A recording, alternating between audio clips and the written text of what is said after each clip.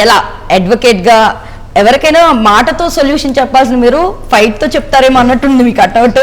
So ఎలా మారింది ఇలా ఒక అడ్వకేట్ ఒక మూవీ ఇండస్ట్రీలోకి విలన్గా? అంటే మనం ఏ ప్రొఫెషన్ అయినా కానీ నాకు ఏంటంటే ఒక ప్యారలల్ అంటే చదువును ఆపొద్దు, యూ షుడ్ కంటిన్యూ ఎడ్యుకేషన్. నువ్వు ఎంత యాక్టర్ అవుదాం అనుకున్నా కానీ మినిమం బేసిక్ చదువు అనేది ఉండాలి అనేది చిన్నప్పటి నుంచి ఉండే నాకు. కానీ వై యాక్టర్ అనేది క్వశ్చన్ వచ్చేసరికి ఐ వాంట్ బి యూనిక్. ఒక గుర్తింపు ఉండాలి, 10 మందిలో చూడగానే గుర్తుపట్టాలి.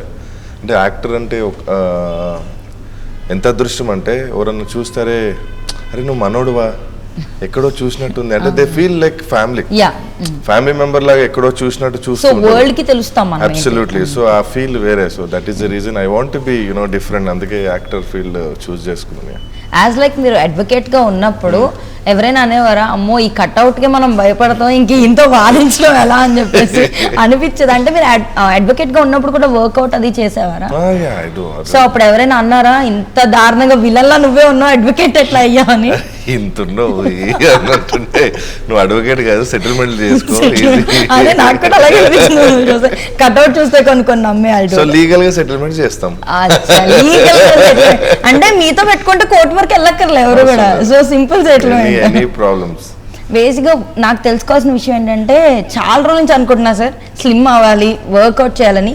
అసలు మీ వల్ల ఎలా అవుతుంది ఇంత బిజీ? అంటే ఒక యాంకర్గా ఉంటూ మేమే అబ్బా అలిసిపోయాం ఈ రోజుకి చాలా అనుకుంటాం.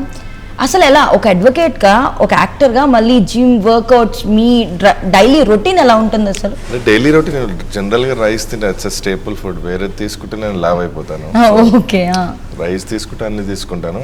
అంటే నా బాడీ టైప్ అంటే డిఫరెంట్ బాడీ టైప్స్ ఉంటాయి. నా బాడీ టైప్ ఏంటంటే నేను వర్కౌట్ చేయడం ఆపిస్తే లీన్ అయిపోతాను. ఓకే.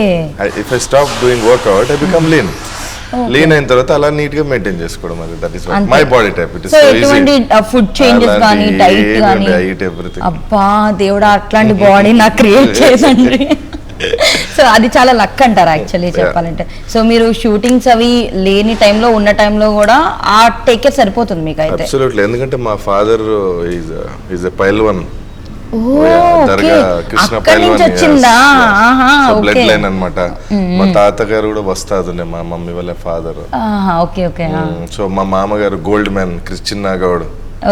సో సో అక్కడి నుంచి సో పైల్వాన్ ఫ్యామిలీ నుంచి ఉన్నా కాబట్టి సో కొంచెం అది ఉంది.